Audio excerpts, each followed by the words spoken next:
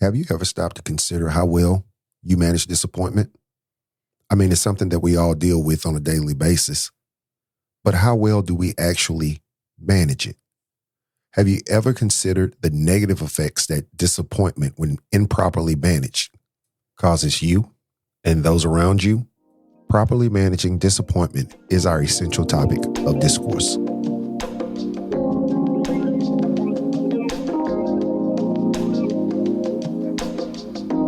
Hello, everyone. I'm Bruce Smith, and you're listening to the Essential Discourse Podcast. Our show is a critical examination of Black culture, specifically taboo topics that are embedded in our culture, which directly or indirectly affects our points of view, behaviors, and relationships. Not only do we identify problems, but we also put forward relevant, restorative, reasonable, and responsible solutions to remedy the identified problems. Thanks for joining us. Let's return to the show. Have you ever been let down? I'm talking about a big letdown. Maybe you extended resources to someone, a friend perhaps, an ally who was in need. You extended resources on the agreed condition. They would return the resources within a certain time frame. You trusted that person to honor his or her commitment. Instead, they switched up on you. They avoided you, lied to you, and perhaps started to treat you as if you were the guilty or at-fault party. And on top of all of that, they may have attempted to discredit you among your people. Maybe you were in a serious relationship, a relationship where you were all in, and you thought the other person was all in as well, only to find out that he or she wasn't. Your time, affection, loyalty, and etc. wasted. How did or how would either of these scenarios affect you? Most people would say, I'd be mad. In fact, I'd be fighting mad. Mad enough to attempt to ruin that person from a credibility standpoint, as well as from a physical and perhaps emotional standpoint. You most likely would make it your mission to make them feel the same amount of pain, if not more pain, that they caused you. Am I right? Understand this. Before you got mad, or before you were saturated with any other emotion, when you reflect on the situation, you must acknowledge you were first disappointed. The reason many of us seek complete retribution is because we fail to properly manage disappointment. We rush right into anger. We want payback without allowing ourselves to process our disappointment. We fail to ask ourselves critical questions. Questions such as, how did I allow myself to be in a position to be disappointed? Listening to this monologue, can you honestly say, I properly managed my disappointment? I suspect most of our answers would be no.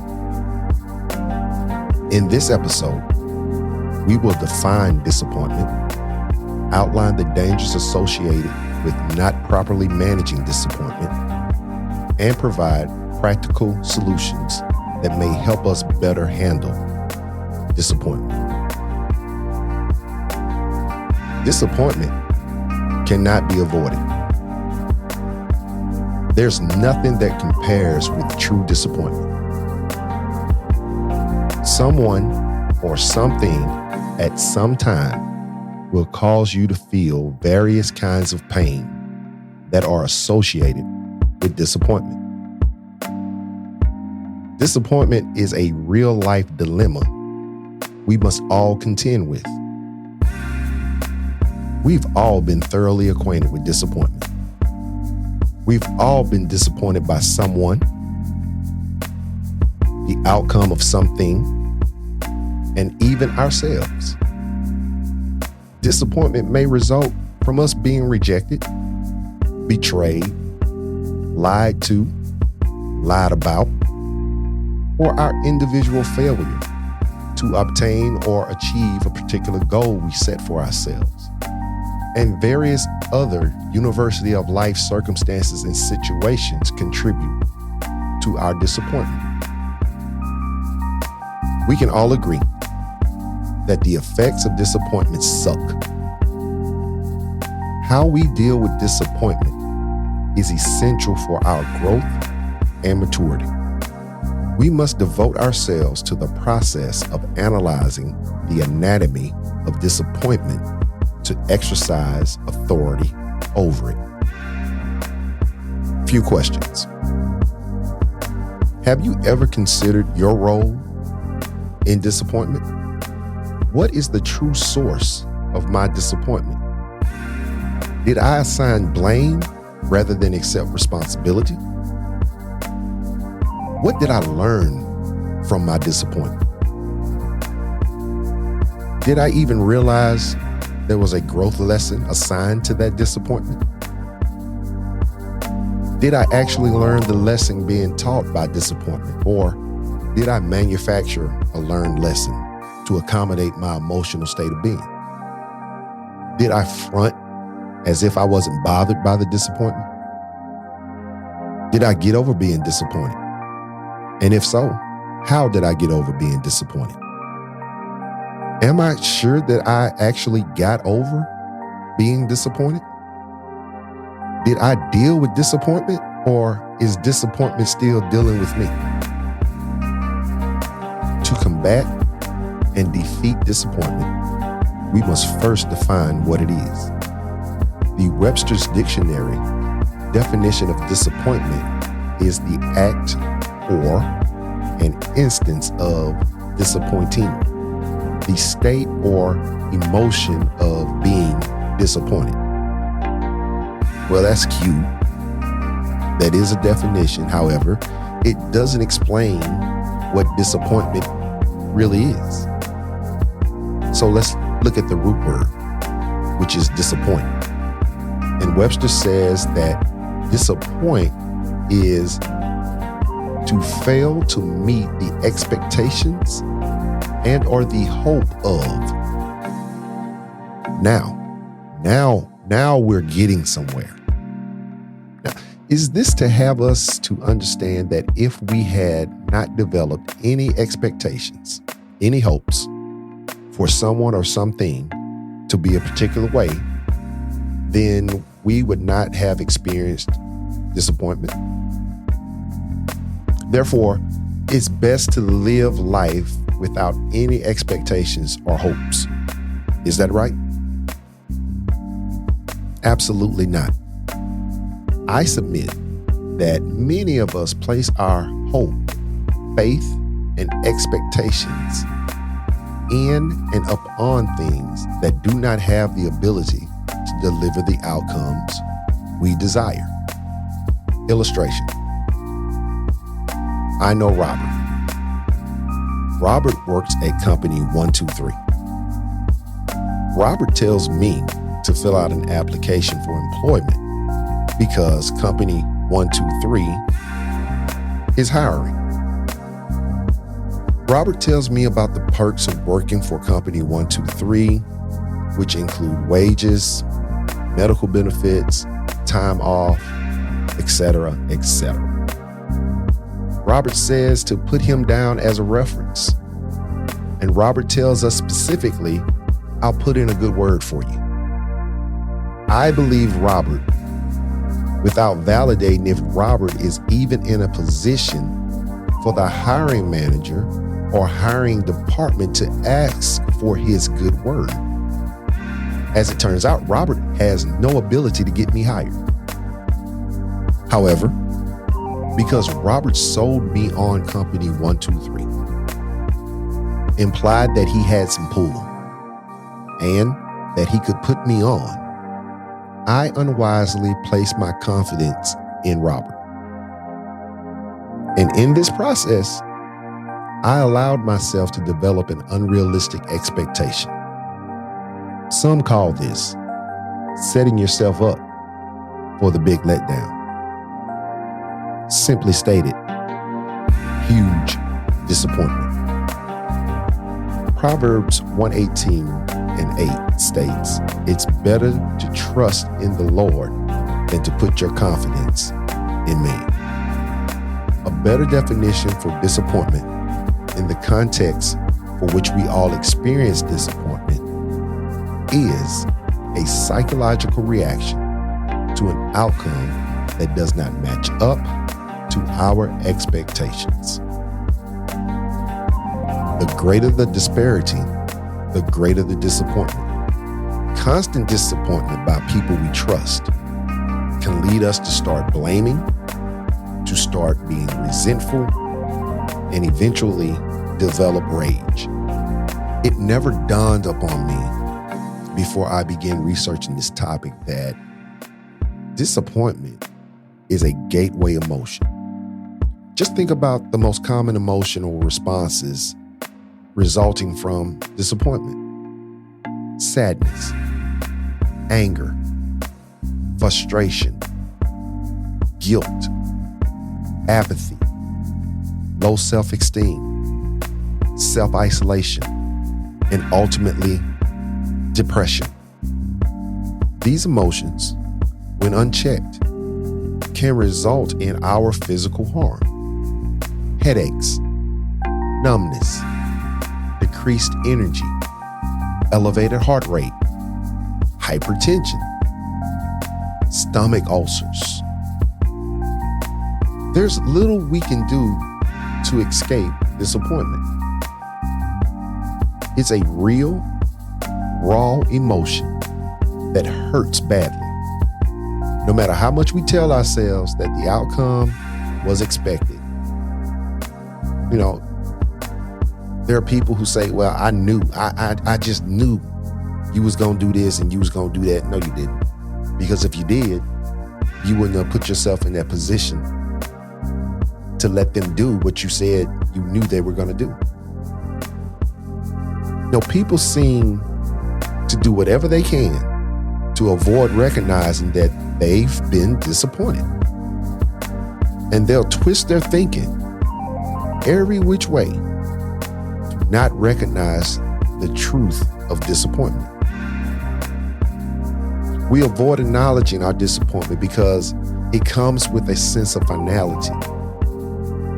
It forces us to admit that we didn't get what we wished to have. In fact, it's easier to turn to anger than to accept the reality of what disappointment brings.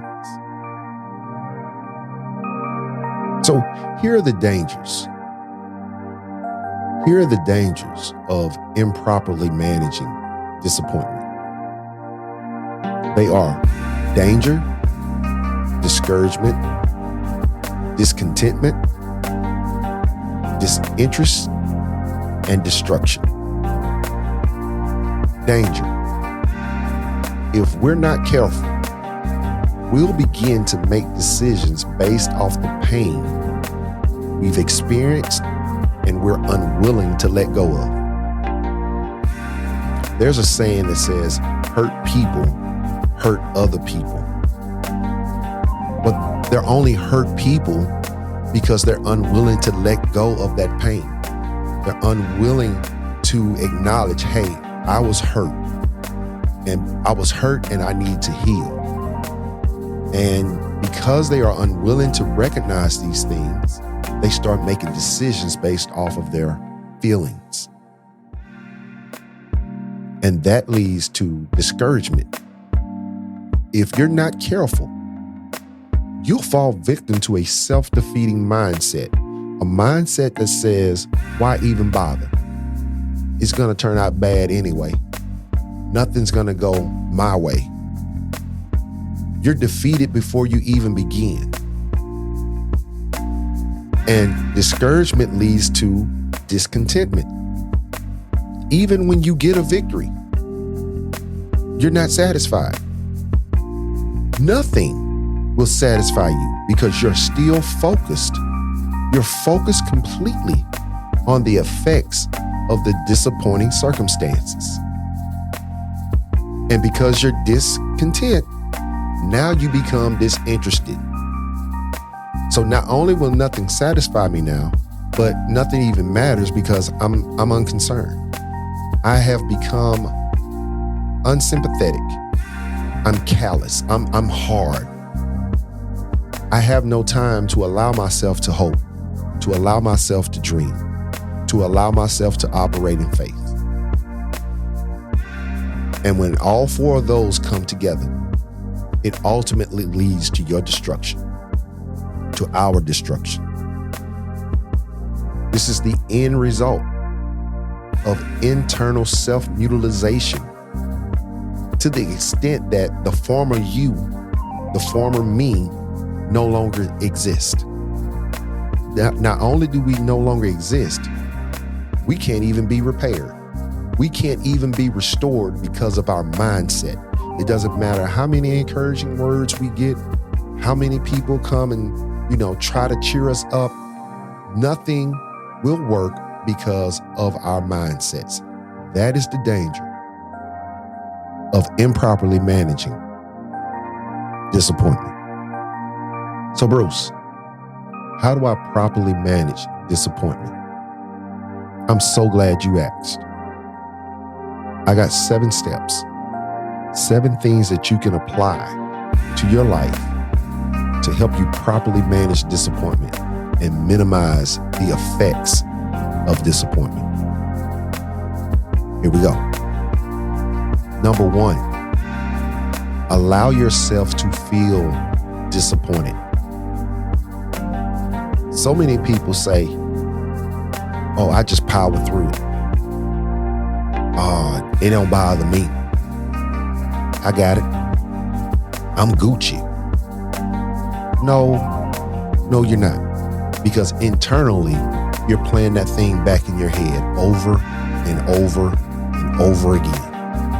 And the longer you meditate on that, the longer you think about that, the more negative effects it has on you and the people around you. So step 1 is to acknowledge, hey, I'm disappointed and I feel the way that I feel. You cannot deny, nor can you dismiss how you feel. Number 2, let it out. Talk to somebody. Talk to a trusted friend. Talk to a therapist. Talk to a minister. Talk to somebody. Let it out. Let it out. Pressure or bust a pipe. Disappointment bottled up, it'll burst you wide open. So let it out. Talk to somebody. Number 3, put things in the correct perspective. I think I told you guys a while ago, you got to elevate your perspective from time to time, because when you're in the midst of the storm, all you can see is the storm. But if you would elevate your perspective, you can start to see things as they are and not as they feel to you. So put things in the correct perspective. Okay, this happened. Okay, how did it happen? Why did it happen? What can I do to prevent that from happening again? Okay, I feel a certain way about this. How do I adjust to stop feeling this way? Put things in the correct perspective. Number 4, understand that everything is temporary. Everything on earth is temporary. So what, you didn't get that job? Maybe that interview process prepared you for a better job. Okay, maybe your boyfriend, your girlfriend broke up with you. Well, being in that relationship taught you some things you didn't know that will prepare you for the next relationship. Everything is temporary. Number 5, and this is important. You've got to learn to grant yourself some grace. We're so hard on ourselves. We are so hard on ourselves. We beat ourselves up more than anybody else could possibly beat us up. We beat ourselves internally. We downplay our intelligence. We downplay our self-worth. We've got to learn to give ourselves some grace. We are not perfect. We are perfectly imperfect. We are being perfected, which means that it is a process. It is a continual process of getting better. And while you're getting better, that means you're growing, you're maturing. You're going to make some mistakes along the way. You're going to make some bad decisions along the way. You're going to trust the wrong people along the way. Grant yourself some grace and know that you are being perfected. Number 6, you got to look forward, not back. You got to look forward to what's ahead, not what's behind you. Behind you can't do you any good. Now, concentrating on what's behind you, it's not gonna get you anywhere safe. You wouldn't get in your car on I-35 and drive backwards. Driving backwards on 35 is almost a death sentence. I mean, driving forward on 35 is a death sentence. So you got enough issues going forward. So stop looking back. Look forward. Look forward at what can be, not what could have been. Could have been, should have been. It serves you no purpose. Look forward. And number 7, learn from the truth of the experience of being disappointed. There's a lesson in every disappointment that we go through. There's a valuable lesson in every disappointment that we go through. It is our job to learn the truth of those lessons, to apply the truth of those lessons, and not only to look forward, but to move forward. And when we move forward, after we apply the truths of these lessons that we've learned, we'll be able to move forward better equipped, wiser, battle-tested. And this is how we properly manage disappointment. It's inevitable.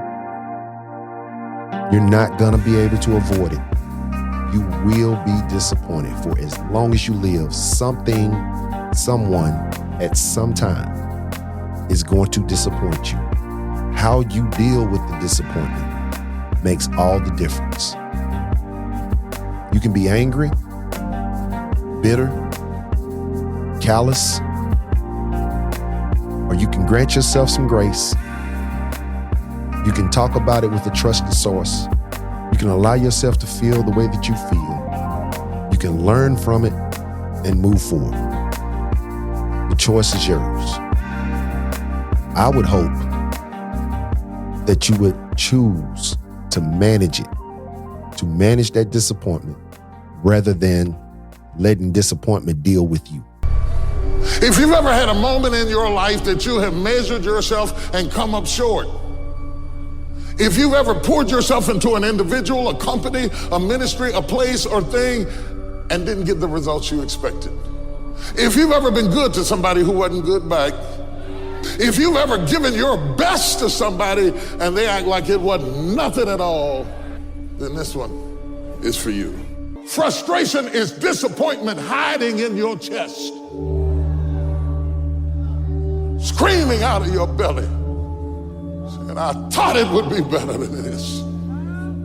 I thought it would be better. By now, I thought I would be further than this. By now, I thought I would have my life together. By now, I thought I would be married. By now, I thought I would be in college. Frustration comes through what you thought.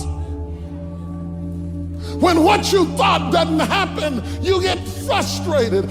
Anytime you change the game, we get frustrated. What you see us screaming at the TV set about, we're screaming inside about because somebody changed the game, or changed your body, or changed your job, or changed your family. We may not say anything. We may smile while we gotta smile, but inside there is a raging inferno, because we don't understand why it doesn't work like we thought it ought to be working. And you are frustrated because you thought that by now you would be further than you are. You thought that at your age you would have more than you do. You thought that at your age you would have proven who you are, and what you envisioned for yourself didn't happen, and you're angry with yourself. And when you get angry with yourself, you beat yourself. You're angry over what didn't work. You're angry over the reaction you didn't get. You're angry over what didn't happen to you as a child or as a man. And that frustration is driving you wild. And this is the essence of the Serenity Prayer. The Serenity Prayer is for your disappointments, your frustrations, your emotional state of being, when it seems like things are out of control, when you have done everything that you know how to do and nothing seems to be working.